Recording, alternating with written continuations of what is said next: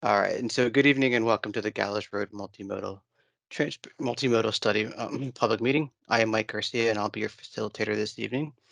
This is the first of two public meetings, with the other being held in person tomorrow at Luther Jackson Middle School at 7 p.m. We're going to have an open board session starting at 6:30, so we're going to have some boards around that have the same content that you'll see tonight, but just a chance for community and staff to kind of interact in a more one-on-one type of environment. But the objective of the meeting is to go of this meeting and the one tomorrow is to go over the purpose of the Gallows Road study, existing conditions, and how your involvement will be incorporated now into the next steps of the study. As such, we want to hear any comments you have, and at the conclusion of the presentation, we'll show you how to give your feedback. With that said, I just want to get some of the housekeeping out of the way so that we get the most out of this meeting. For those not familiar with Teams, we'll go over how to raise and lower your hand and ask questions at the conclusion of the presentation. For those, sometimes Teams does look different for others, so we'll kind of troubleshoot anything in the chat along the side. For that, the chat feature is enabled. Please use it if you have a question you'd like to have answered. Comments will be taken, but they will not be addressed from the chat. If a term is not clear, please note that, and we'll try to address that in a timely manner during the presentation. At any point, you can type your questions into the chat. If you do, try to note where in the presentation you're asking your question. For example, what slide number we're on. That might help. If not, we'll get to it at the conclusion of the presentation. So I want to introduce our two presenters tonight, and then I'm going to recognize the supervisor's office. So we have Nanditha Paradkar. She is our project manager. And we have Tim Kutz, who's also our assistant project manager. So you'll hear from both of them tonight. With that, I would like to take a moment and recognize Arya Calendar from Supervisor Polchik's office. Hey, thanks so much, Micah. Appreciate it. And thank you to Nutha and to Tim and everyone who's jumped in and has been a part of this so far, all the members of the study focus groups and everyone from the public who's here.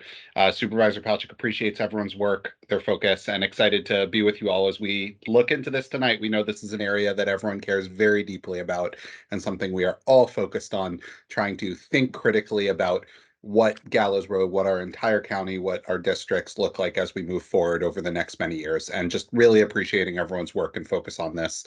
Other than that, always here to be helpful. Feel free to reach out directly to the supervisor's office if you have any questions, and we will together work with our staff and our focus group team and everyone else to try to address them as effectively as possible. So thank you all, and really appreciate it. All right, thank you, Arya. And I know that Supervisor Gross's office also sends their excitement for the study as well, and so they want to welcome everyone to this meeting. So with that, what I'm going to do is recognize the fact we have other staff here from Fairfax County Department of Transportation who is leading this particular study. We are also supported by our consultants, Fair and Peers. With that, I'm going to turn it over to Nanditha, and we'll get started. Nanditha. Thanks, Mike and Arya. Good evening, everyone, and thanks for joining today. I'm Nanditha Paradkar with the planning section. Can you go to the next slide, please? Today, we plan to provide some background on the study and the intent with a preliminary vision statement for the type of the corridor the community would like to see, provide an overview on the existing conditions analysis, including bicycle, pedestrian, transit, vehicle, and safety assessment, with an update on future conditions analysis and the next steps and schedule. Can you go to the next slide, please, Mike? Some background on the study and how this came about. Site-specific plan amendment was adopted within the Merrifield Suburban Center in 2018, with adding redevelopment options for the two sites, Fairview Park and the Innova Center for Personalized Health, guiding an evaluation of Gallows Road as it borders this area, and to also provide opportunities to better connect the two sites and assess the parallel facilities for any impacts and traffic diversion to these facilities. The short-term and medium-term improvement study was completed by FCDOT in 2022 for a portion of Gallows Road in the southern part between I-495 and Annenwood Court, with the study recommending improvements along the corridor. And to address the long-term needs of the corridor, 6 follow-on motions were approved by the Board of Supervisors as part of the adoption of plan amendment. And in response to the two follow-on motions, we are conducting a comprehensive study of multimodal transportation improvements in and around the Merrifield Suburban Center. And this is with a focus on the Gallows Road corridor from Tysons in north to Greater Annandale in south. We will also be studying the barriers to connectivity in the Merrifield area created by I-495 and look for opportunities for a possible bicycle and pedestrian connectivity across I-495 for improved mobility between east and west sides of the interstate. And as part of this study, we will put together a vision statement regarding the type of the corridor the community would like to see, whether it'll be like a grand boulevard or a main street or a limited access arterial, among others. Can you go to the next slide, please?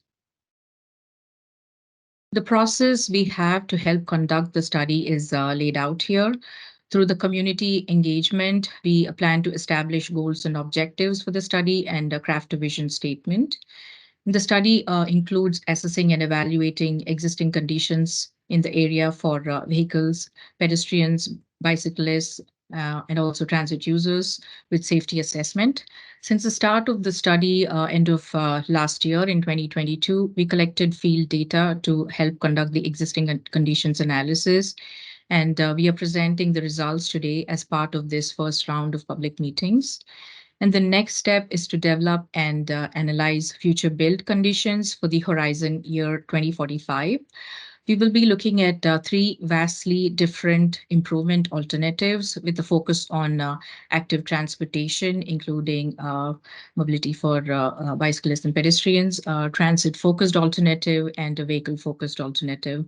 And we will present the findings for future conditions in our second round of outreach. And after receiving the public feedback, we will develop a preferred concept for the entire corridor, addressing the different needs for each section of the corridor. And we will then wrap up the study with near-term and long-term recommendations with the third round of public outreach. Next slide, please. Community outreach is a key element of this study. We want to hear from the community, as Mike mentioned earlier, about your experience using the corridor and what improvements you'd like to see. We have different agencies and community groups participating in this study, including VDOT, Town of Vienna, various HOA and citizen associations, advocacy groups, houses of worship, parks, schools, and businesses forming a stakeholder group representing this community. Since the start of the study, we had several meetings, discussions, and received feedback from this group. And we plan to conduct 3 rounds of public outreach through the course of this study to present our findings and receive feedback, this being our first round with virtual and in-person options. And we plan to provide community briefings as requested throughout the course of this study. We will also provide periodic updates on the study through our project website and social media posts. Next slide, please. We have a draft vision statement for the corridor to guide our analysis and recommendations. We developed this in consultation with the stakeholder group with a series of discussions and multiple iterations, refining the initial vision statement to include certain keywords and feedback from the stakeholder group. And Gallows Road will continue to evolve as an important transportation corridor by connecting and promoting healthy, environmentally sustainable communities, serving all users through improved active transportation facilities for walking and biking, reliable and safe transit options, and a balanced road network. So we are looking for feedback from you all on this vision statement to see if this aligns with the type of the corridor you'd like to see. Next slide, please. In coordination with the stakeholder group, we crafted preliminary goals and objectives for the study, which include providing and enhancing active transportation networks with safety improvements for bicyclists and pedestrians with comfortable and accessible facilities, provide equitable mobility options, improving connectivity with possible circulator and bus rapid transit routes that provide direct service to vulnerable communities, and balance regional versus local needs by ensuring adequate access for local trips and connectivity to the regional transportation network, and increase pedestrian access to transit and identify potential locations for transit stops, and also provide better transit amenities and improve the reliability and convenience of transit service, improve travel efficiency and reliability by balancing operations, by shifting motor vehicle trips to the other modes, and avoid and mitigate any impacts to heritage resources and the environment. The next slide, please. Here's an overview of the study area.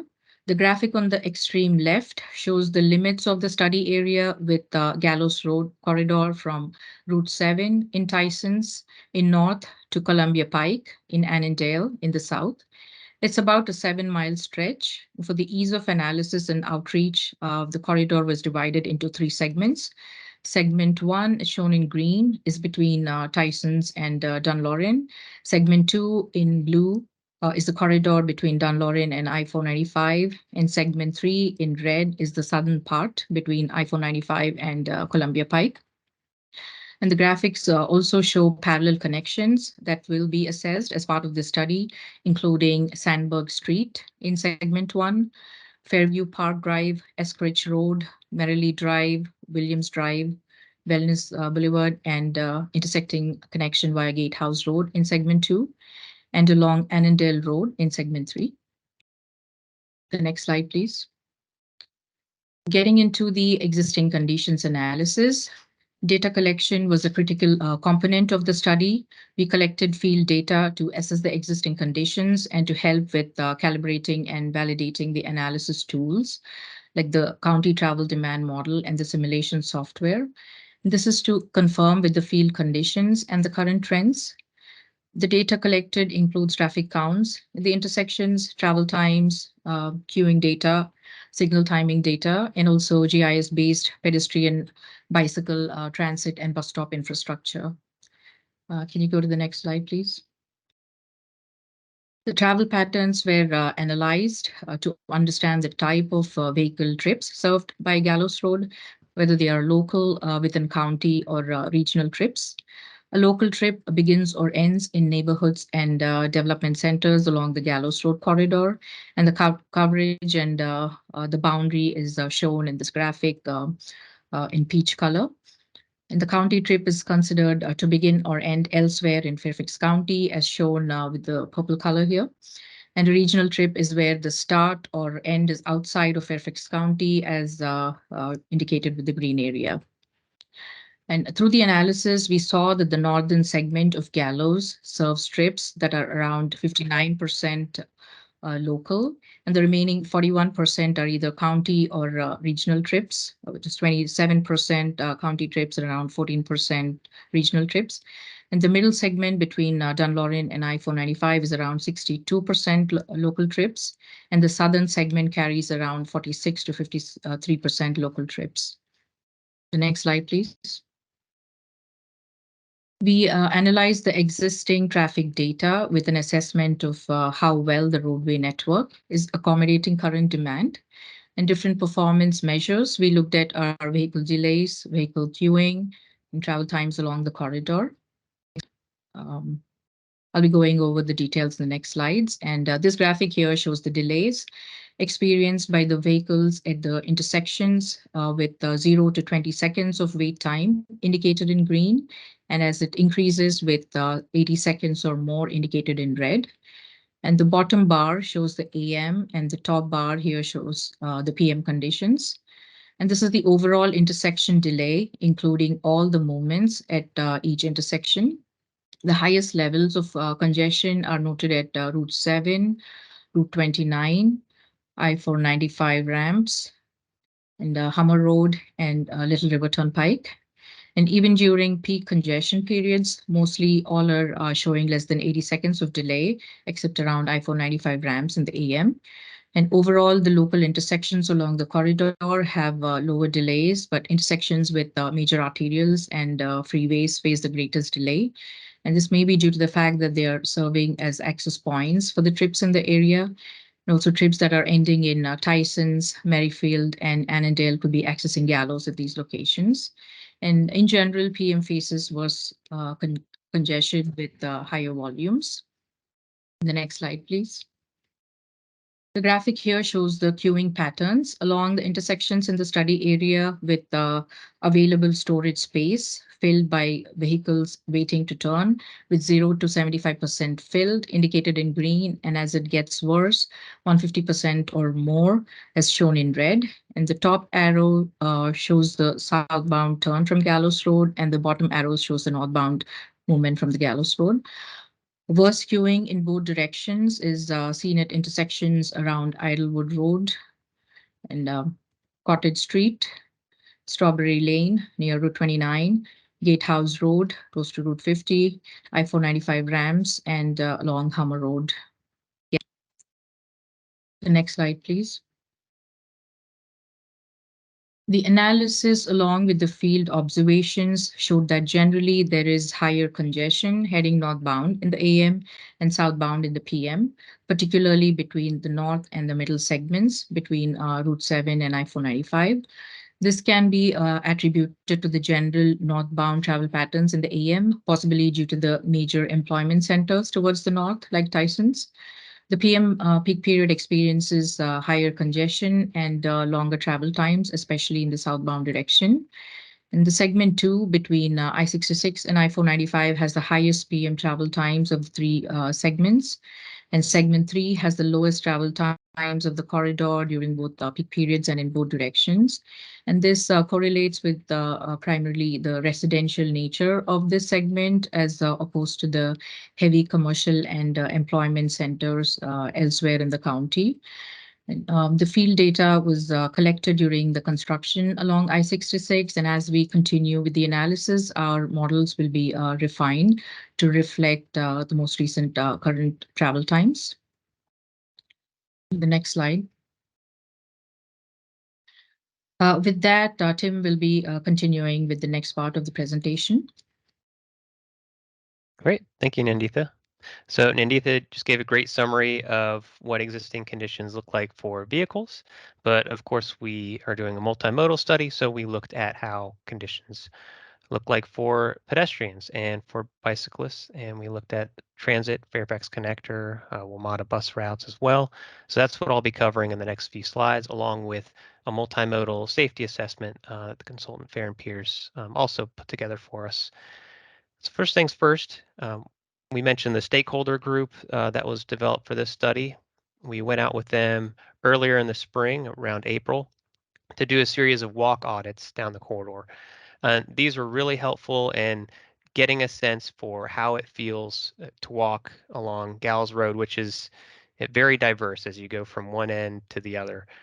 You can see on the left, the image, that's approaching Justine Drive, and that's closer to the Columbia Pike intersection in the southern segment. Not very comfortable place to walk. As you can see, we had a fairly big group and there were some impediments in the sidewalk, which was narrow enough as it is. And then you go over to the middle image. This is crossing Gallows Road over by the Dunloring Metro Station at Avenir Place and Bell Forest Drive. And something we noticed here is that even though there's a fairly wide crossing at Gallows Road, there aren't any high visibility crosswalks. So you have the vertical standard markings here, which really for this sort of intersection, you'd want to kind of increase that visibility for pedestrians that are crossing. And this is very, very much so a place where people want to walk because it's right by Metro. On the other hand, actually approaching the Metro on the sidewalk, this is the third image. This is coming up to Prosperity Avenue. It's a fairly wide sidewalk, and there are street trees to provide shade. There's a decent buffer between the folks walking and the traffic. So really, really kind of diverse experiences along the corridor that we saw. If we go to the next slide, we also did a bike audit, and this was earlier in the summer. So we went out with a few of the folks from the stakeholder group as well as a bike advocacy group, FAB, and we biked the whole corridor. So we started at the Inova ICPH campus. which you can see an image of on the left. That's a trail that runs behind ICPH and eventually will connect to a crossing over I-495. So really a pleasant place to ride. And you can contrast that with the next two images. Of course, the one in the middle is approaching I-495 from the south. There's no sidewalk there, and there's no dedicated bicycle facility, so that was certainly a major pinch point for those of us on the ride. Similarly, on the west side of Gallows Road, again on the southern segment approaching Hummer Road, really there's not a dedicated bicycle facility, so most of us felt comfortable biking on the sidewalk. But then, of course, given the width of the sidewalk, there's really not a lot of space to share when you kind of come into contact with pedestrians, as we did in that image. So how do we kind of contrast the pedestrian experience, the bicycle experience, with sort of the hard data that you saw from the vehicle existing conditions analysis? So those existing conditions for vehicles are really quantitative based assessments where you have delay measured in seconds, you have queuing measured in feet.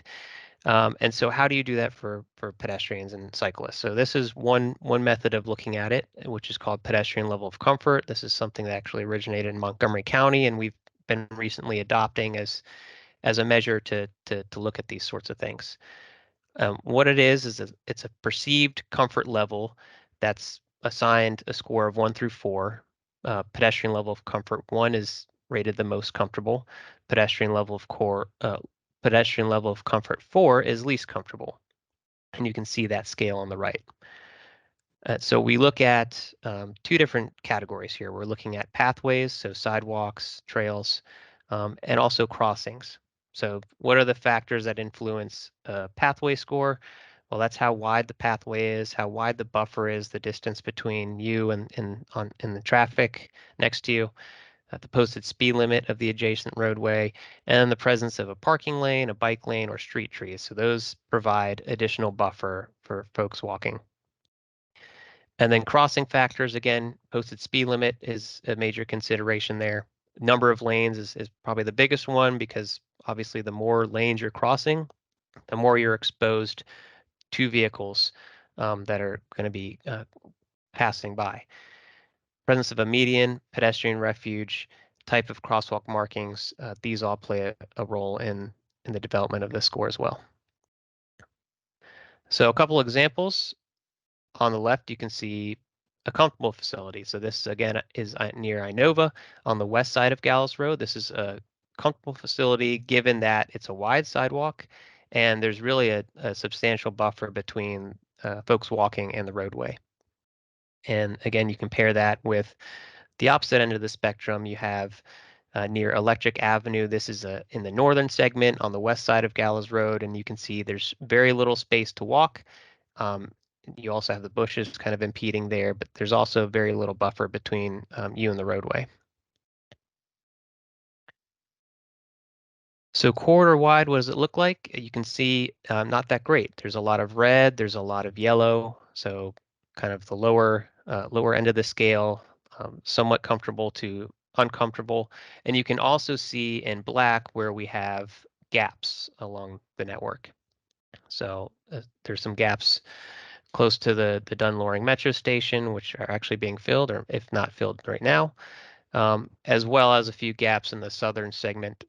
You can see there's one sort of, as we saw at I-485, the interchange, and then on the split where you see Gallows Road approaching Columbia Pike and Annandale Road approaching Little River Turnpike. We can go to the next slide. Taking a look at the crossing score. So we looked at anywhere that there was a crossing or a crosswalk. And you can see for the most part that the trend is that walking along Gallows Road, so traveling north or south, it's fairly comfortable to cross because you're crossing local roads for the most part, and they're slower posted speed, that is. And then getting across Gallows itself, of course, is not very comfortable. So in all cases, either a 3 or a 4, most cases a 4 given that you're crossing a large number of lanes, and Gallows Road is a posted speed limit of 35 miles per hour for its entirety. Looking at the bicycle network, a similar approach to pedestrian level of comfort. Again, on a scale of 1 to 4, we're looking at LTS1 being really the best scenario. That's kind of the goal for the county. It's comfortable for all ages and abilities. And an example of that would be something that's physically separated, and it's located in an area that is low speed, and it's not a lot of traffic volume that moves through there. And then kind of going down the scale all the way to LTS4, you're going to see that on a facility or on a roadway rather that is busy, and may have faster moving traffic, and you're not going to have a dedicated space as a cyclist to ride in.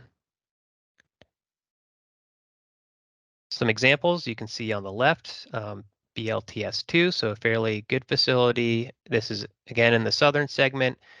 There's a bicycle lane. You have 2 lanes of travel here. And then you also have a buffer for the cyclist.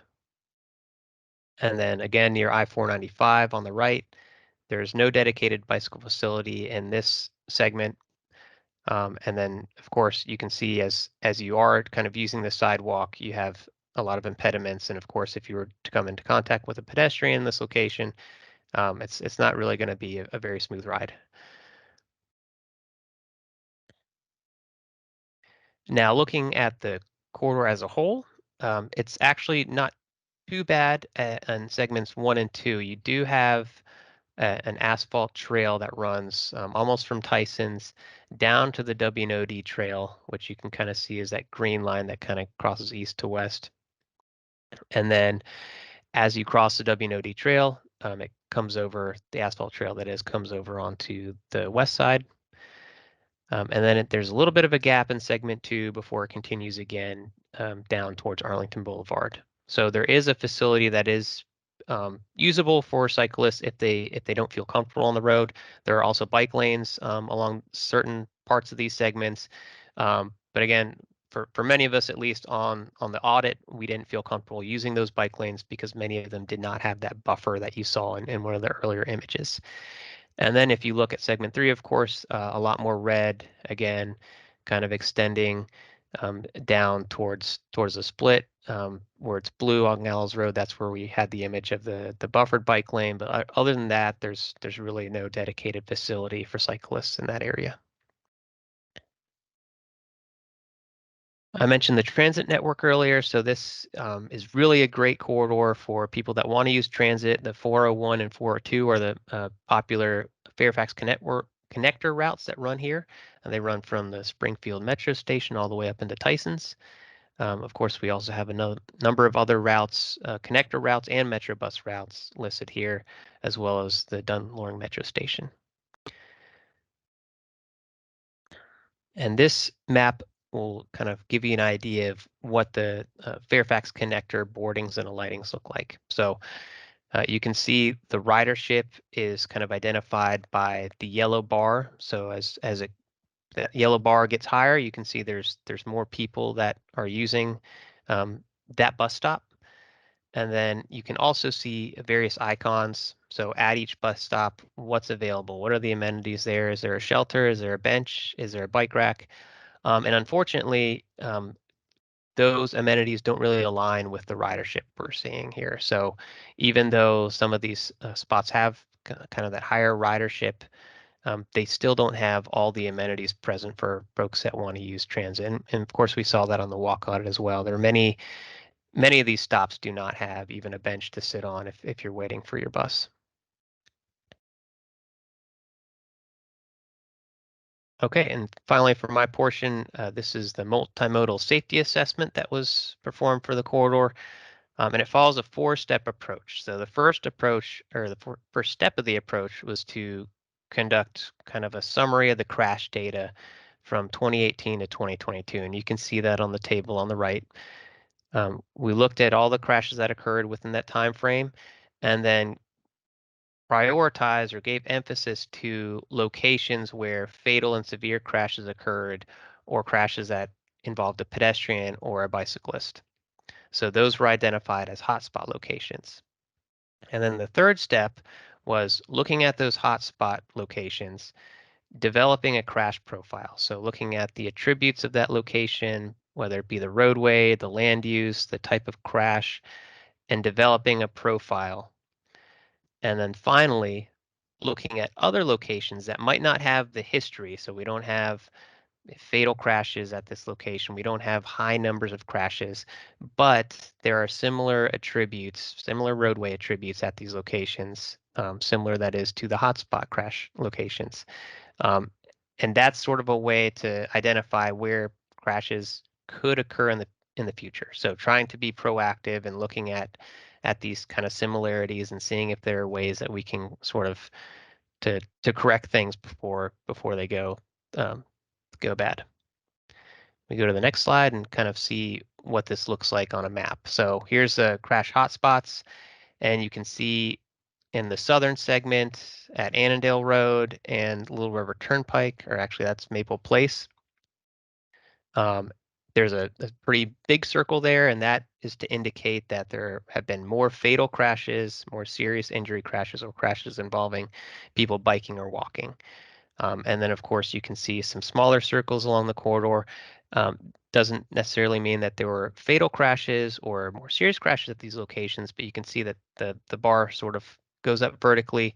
You have a higher number of crashes at these locations, such as Strawberry Lane, Porter Road, and Leesburg Pike.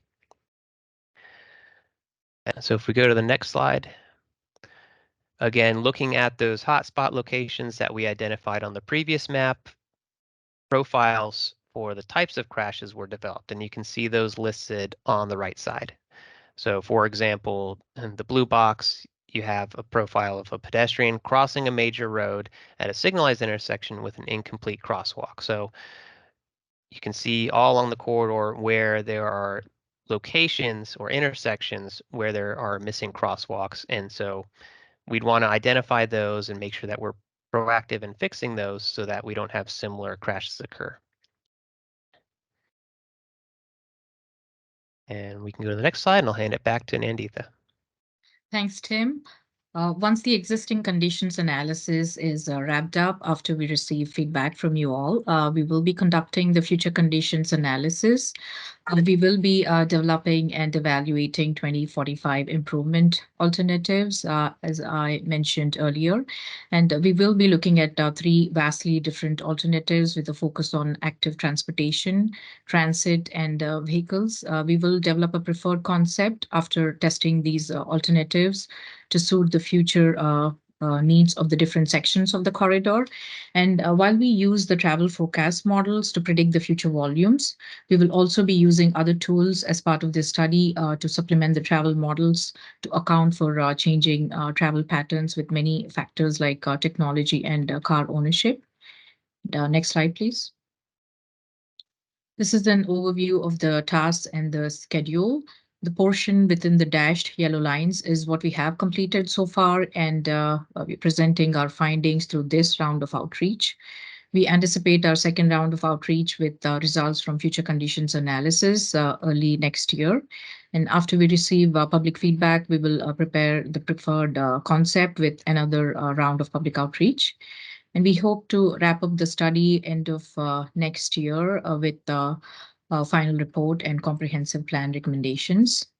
And I'll now turn it over to Tim to talk about the survey. Sure, thank you, Nanditha. So of course, you can reach out to us with your questions and feedback via email or go to the study webpage and there's an email you can use there. But a survey has been developed, which we'll have posted online by the end of this week. And essentially, you'll need to log on and create an ID here. It's a web service called Public Input, and Mike is showing the screen here. He's pointing to where you would kind of go to log in using your email address and create a password. And then when you scroll down, you can see a little bit of information about the study. Again, there's a link to the study website.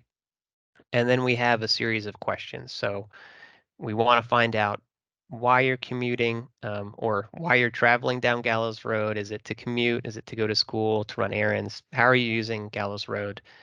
where are you traveling to and from, and then kind of on down the list, what mode of transportation you're using, how frequently are you taking the trips. So some pretty basic information. But then the part that's a little more exciting is the map that's been developed. And our marketing team worked really hard to put this together. And it should be a really great tool for folks to come on and kind of provide feedback that's location based. So you can come on here, you can drag any of these icons depending on the topic that you want to comment on. So Mike selected signage. He dragged it over to Prescott Drive and Gallows Road, and he's typing a comment. You can even add an image here. So if there's something that you notice catches your eye and you think that needs to be corrected, and you take a picture, you can add it here, post it with a comment.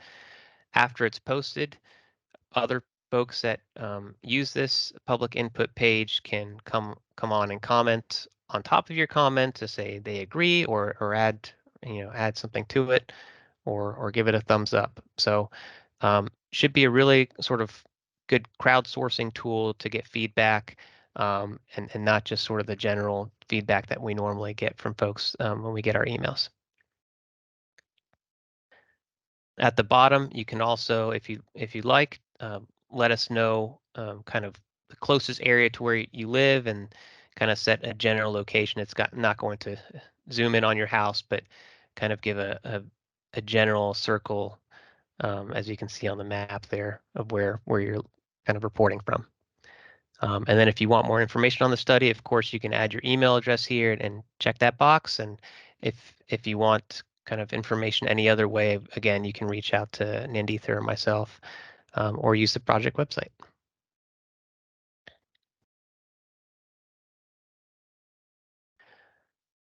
So with that, we have plenty of time here now for questions.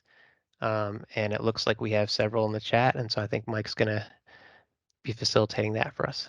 I sure will. All right, let me get to it.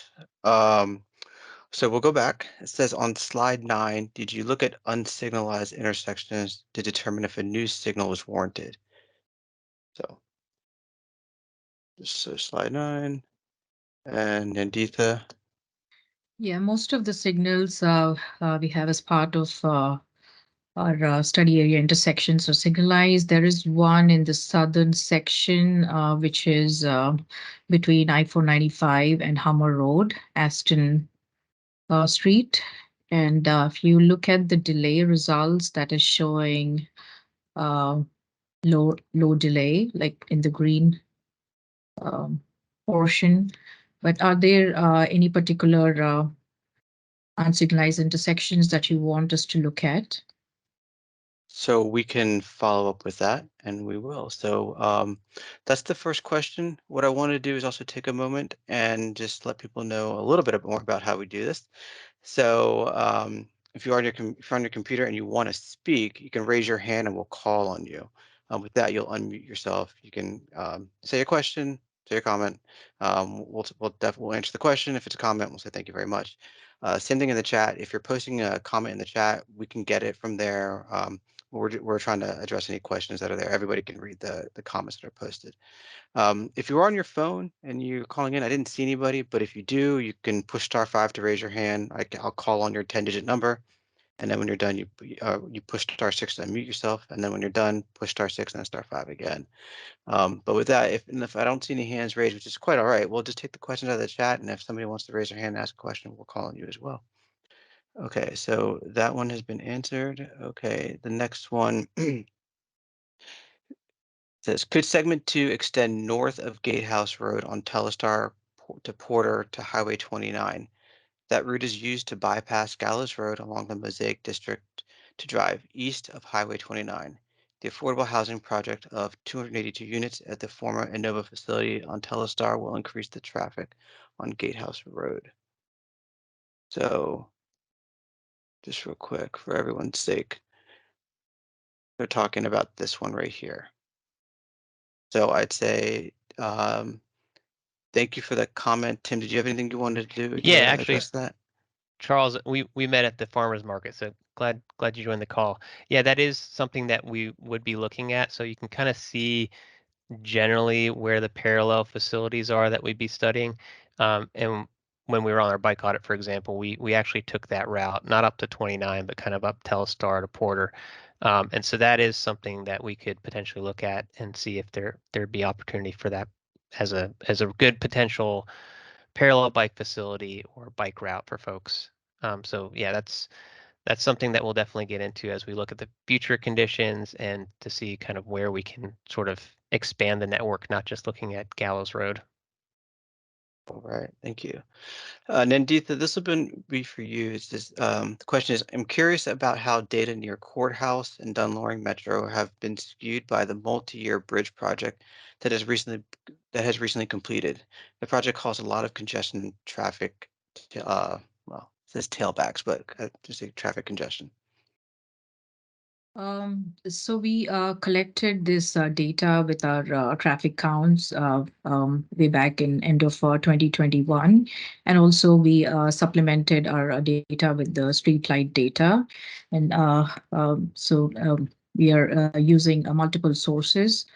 Um, and that's what we use to conduct this existing conditions analysis. And so the other part to add on is that, yes, we are aware the bridge project just completed. And so we have our data collected. We've been evaluating it for several months. So our data does have the construction delay in there. What Nandita was talking about is we'll go through and kind of refine our existing conditions models and our future models to make sure that we don't have the construction delays in there. And we're kind of see what it looks like when that's removed and that's the project is complete. Okay. Another comment came up, Tim, and I believe this one came up while you were talking about PLOC. It says the 25 mile per hour on both Gatehouse and Telestar is regularly exceeded. Recommend conducting traffic counts and monitor speeds on both streets. Um, Tim, do you want to say anything about that one? Sure, I think that's something that I don't know that we'd necessarily address in this study. We're not getting traffic counts for Gatehouse Road, but again, sort of looking at these parallel facilities and making recommendations. If we want them to be more pedestrian and bicycle focused, then we certainly want cars to move slower on them. And so it's possible that we can make some recommendations for these other facilities. All right. And if there is speeding that's occurring, I will say we have a residential calming program that we can do. Depends if the area qualifies or not. So we could always check into that and see. All right. Slide 23. Are there plans to repave the asphalt paths in segment 1? They're more comfortable than the painted bike lane, but I found them to be pretty bumpy, rough on bike. Tim, did you have anything you want to add on that? Just to agree with whoever made the comment, that's something we noticed. Most of us took that asphalt trail, and it was rather bumpy. I don't know that there are any plans to repave it, but if that's where we want people to ride, then we should probably look at that as a recommendation for the study.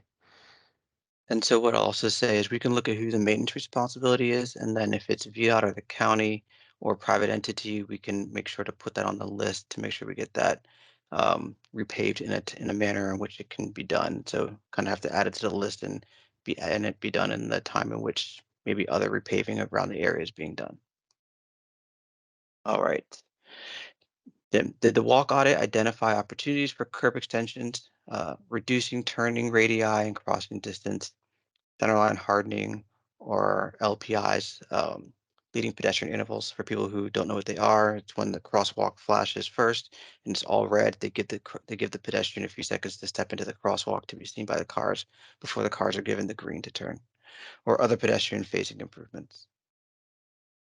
Yeah, definitely. And we had folks from our traffic engineering team who are really kind of getting the weeds on those things, and they provided us with some really good comments on those specific items. So what we can do is actually share the walk audit summary. I know I just gave a brief overview, but there's a write-up on each of the walk audit segments that we did, as well as a bike audit. So what we can do is post that online for folks to kind of look at. But certainly all those things that you mentioned in your comment were considered. Okay. All right. The next question on slide 15, and I'll just show it to people. It says 2 utility poles are encroaching on Gallows Road sidewalk. DC has a program for reporting and eliminating these double poles. What about Fairfax? And so do you want to take this, Tim, or do you want me to do it? So we do, and I don't have the link handy, but I can actually get that and maybe post it to the chat. Yes. What we'll do is we'll have a list of comments after this, and we can go ahead and make sure that we'll post the response to that particular one. All right. So here's Northern Virginia Families for Safe Streets on the stakeholder group. And so what Tim, do you want to take it? Sure. Yeah. We don't have them on the stakeholder group. Most of the stakeholders kind of are more local to Gallows Road, HOAs, civic associations. But of course, any feedback we get from them is incredibly important. They're a great partner in the county, as well as FAB and other advocacy groups. Thank you. All right. Then does the county have funding to implement preferred concepts, or will that be a conversation once a concept is developed? Nandita, do you want to add on to that? And do you want to take the Sure. first one? Sure. This is the intent of the study to develop the cost estimates. And once we have the preferred concept, like you mentioned here, we will develop the cost estimates, and we will also be identifying the near-term and long-term improvements. And we will be applying for funding through various sources. But yeah, that is the intent of the study. Okay. Thank you. Next one. I agree that a RFB, a rectangular rapid flashing beacon for everyone at the Woodburn School crosswalk is helpful, but does little to deter drivers who regularly speed through that area of Gallows. Has anything been discussed regarding that crosswalk? Tim, I want to leave that to you. Sure. Yeah, that was a major kind of. We actually did a walk audit specifically to that location to observe when school was letting out, and yeah, we had similar observations there. So again, this is kind of an assessment of existing conditions. Now that we've kind of got this sort of solidified, we know what's going on the corridor. We're going to start to get to look at what the potential is and how to sort of correct some of these things. Access to and around schools is a really hot button issue along the corridor, not just at Woodburn, but up and down the corridor. So yes, definitely that. And then obviously you saw several images around I-495 and other interchanges. Those are really some of the key takeaways from the walk audits, kind of improving safety at those locations. Thank you. Tim, there'll be the next one is for you as well. There's this comment and then a question. It says, I appreciate your completing the bike audit, but just yesterday I tried to bike from the new I-66 trail north of North WNOD, and I can tell you there is not a continuous trail on the west side of Gallows. The trail begins okay, but as you go north, it narrows to a sidewalk with overgrown vegetation as the kind you deemed unacceptable. How do you and here's the question, how do you distinguish between a shared use trail and a sidewalk?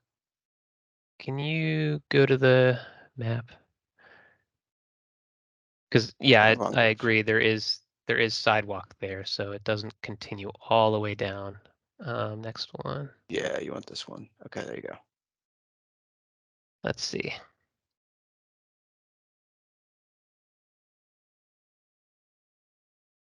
Yep, so that So, might just be an error on the map. So actually, if you go down towards Dunloring, the I-66, we'll take another look at that because you're right, there's sidewalk on the west side. The asphalt trail doesn't go all the way down from the WNOD trail on that side. So we'll take another look at that one. There is a bike lane, but again, there's no buffer there. So we'll take another look at the map there. I agree with that comment. okay, thank you. We appreciate the feedback. So thank you, Yeah, everybody. thank you. Indeed, this one is for you. How is excess vehicular speed factored into improving safety on Gallows Road? As we look into our alternatives, so one of the things is definitely to look at road diets and also possibly maybe reduce the lane widths to so the motorists can reduce the speeds. But that is definitely an important goal of the study. And as Tim went over before, we also have the safety factor analysis that we'll be doing as part of that. So hopefully through identifying the hotspot locations, we can see if excessive speed is being modeled or factored into it and see how we can go through doing physical improvements to have people drive the appropriate speed along Gallows Road. Okay, thank you for that. Good. Question is, and Nandita, this will come for you. Is it possible to recommend conduct a speed limit study for the entire study area? Like I mentioned before, we will be looking at alternatives, which will be looking at reduced speed along the corridor. Okay. And for everyone's sake, if we can recommend that, I think we're going to try to get through our study. If we do a speed study, that would be a request to VDOT. I think they would probably be curious to see how the results of this study wrap up before they conduct it if they think it's needed. But we can always have a conversation with them. They're part of our group and, very much a partner with us in this. Okay, thank you for that. Sorry, everybody. Let me read the question. Tim, I think it's going to be for you. In justification of bike lanes on Annandale Road, I heard represented that traffic speed reduces when bike lanes are installed. Generally, I have not found that to be the case on Annandale Road. What speed enforcement do authorities propose for Gallows Road before, during, and after proposed improvements? So I guess this kind of goes back to the previous question about speed. I, I think it's not necessarily that the speed is going to change when we install bike lanes. Um, and we talk about doing speed studies. I'm not sure that that necessarily is sort of the end goal. I mean, the posted speed is 35 miles per hour, but anybody here who's been on Gallows Road knows that people don't adhere to that 35 miles per hour speed limit all the time. So I think really the idea here is to not kind of artificially lower the speed limit, but to design the roadway as such that people will have to drive slower or at least more cautiously. So adding a bike lane, certainly, I would hope, and I think data would back this up, that people, when they see a bike lane or they see cyclists, will kind of slow down. You have a narrower kind of lane width in many cases, as you're kind of including that room for the cyclist. So that could be an effect of that. But I think that's kind of the goal with this is to, again, when we're looking at speed, kind of designing for the speed that we want instead of just setting it the way we want it. Okay, thank you. So there's one comment or one question in this comment. I'll read the part of it, but I'll pull out the question. It says, have you looked at the new bike pedestrian trail for about 3 miles in Falls Church City? Um, I believe we have it as part of kind of representative examples of things that are high quality bicycle facilities. So I'll just answer that. I'll come back to this other one. It says, I feel pretty safe from on Gallows from Columbia Pike, but getting there is a challenge, including after I leave where Gallows and Annandale Road intersect. Doesn't believe this, the sidewalks are not are useless for bikes. Says once I cross Route 50 is better. I need to get a bike lane on Columbia Pike to get from Mason to Gallows. And then the question here is actually, can you, and Nandita, can you prohibit right on red in this corridor?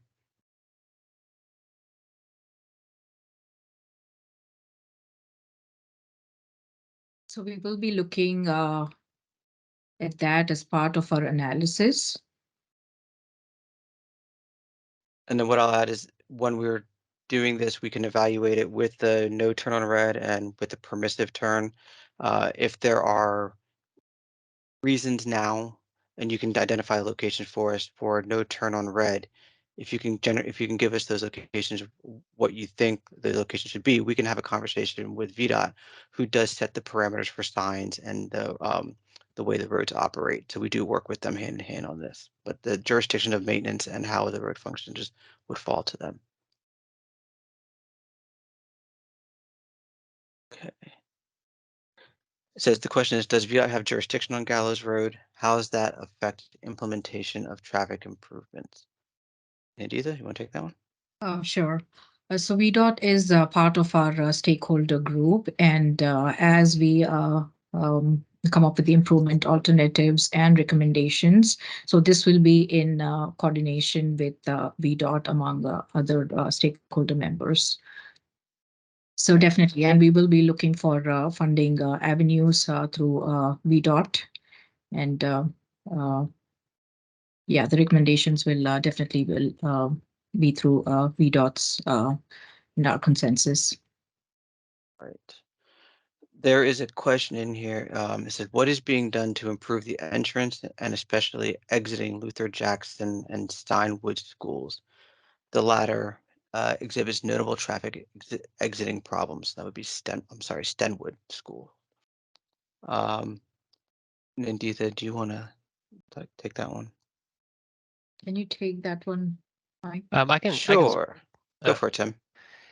So nothing at the moment, right? Because we're kind of looking at existing conditions and then developing kind of our thoughts on what should be done. But um, that was definitely both those schools were hot spots when we went on the walk audits. Stenwood, of course, is a school that's right above I-66 as you cross over.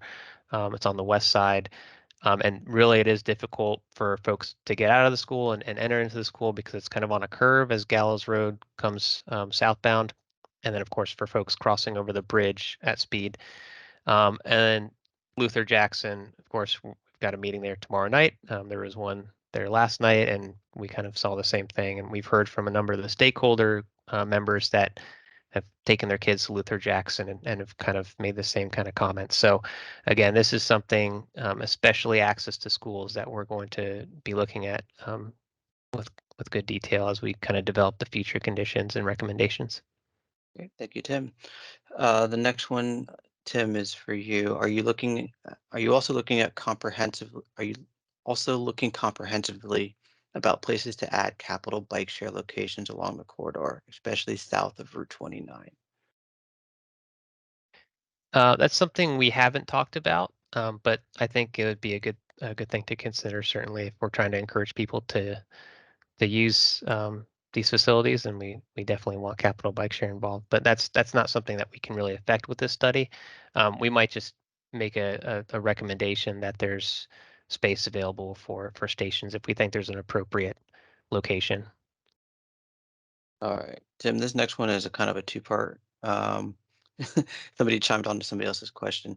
Have you given any consideration in reducing the time it takes to get a pedestrian bike signal to cross Gallows Road on the WNOD? See, sorry, I was looking at one other thing. Can you repeat that? Yeah, and I'll take this one anyway. So it says, have you given any consideration in reducing the time it takes to get a Oh, I see. pedestrian bike signal to cross Gallows on the WNOD? I'll say that we're looking at um, various options when it comes time for the next step of this study and how we can actually make an enhanced pedestrian bicycle environment. And as we kind of roll some of these uh, ideas out there, that will be considered as part of it. So the answer to that is yes, and it will come with when we bring forward the kind of ideas that are coming from this, as well as how we kind of bring about the next part of this particular study. So this is thank you for this comment. We'll definitely pull this in to helping create I guess, an example or a concept that reduces the signal and walking distance and time at that location. Uh, and then somebody chimed in and says, better yet, a grade separated crossing of Gallows would be idea given traffic volumes on the WNOD. Tim, do you want to address that?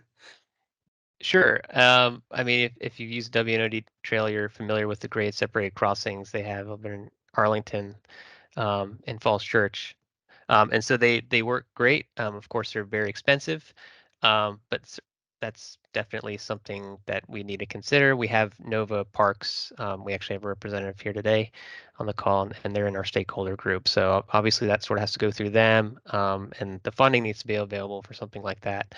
I think, like Mike said, we'll kind of take everything under consideration.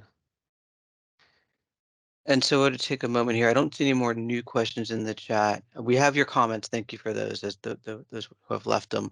I have put the project website back up. This will be a hyperlink, and this presentation will be posted to the website, as well as the QR code. And the QR code works now. If you hold your phone up to the screen, it should actually generate the link to where you need to go. So the other part I wanted to see is if anybody has any comments that they want to kind of use their voice, you can always raise your hand and you can unmute yourself if you like. Um, if not, that's fine too. I will make sure that everyone knows we have a meeting tomorrow night in person.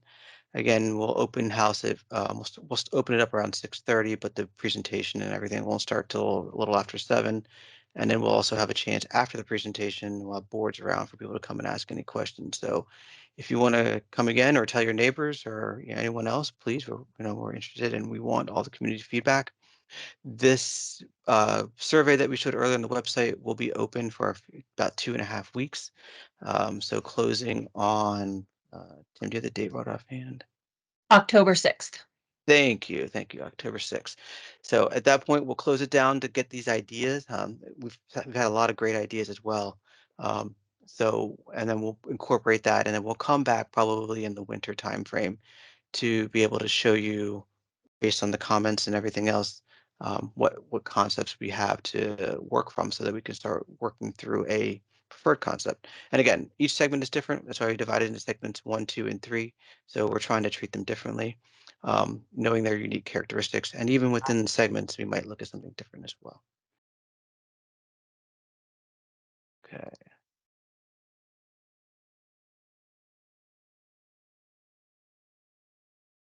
All right. When we do the next bit of public meetings, we will try to see what kind of, if you want our meeting spaced out a little bit, based on the comment I saw in the chat, we can look at seeing how we can kind of do that. We will have more content, so we will have to be cognizant of the fact of how we ask you all to kind of weigh in and probably give you all a little bit more time. We might even do some pre-recordings of some of the stuff so that everyone can kind of look at it as they have time. So we want to give everyone as much chance to kind of understand it and give their feedback. So we will give a little more time for sure.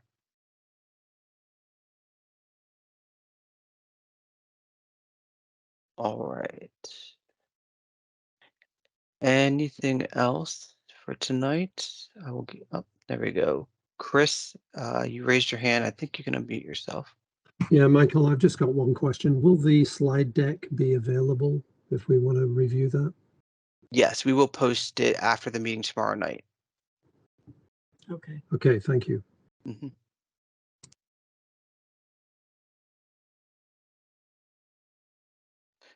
Any other questions? And we did put the link to the project website in the chat at the very beginning. Tim put it in there for you all. So if you need it, it's there. You can also search Gallows Road Multimodal Study on the project on the Fairfax County website, and it'll come up. So with that, not seeing any more, I want to say thank you everybody for attending, and we will go ahead and end tonight's meeting. I'll stop the recording. I think, yeah, okay. Do we have any questions? I don't want to stop it just yet.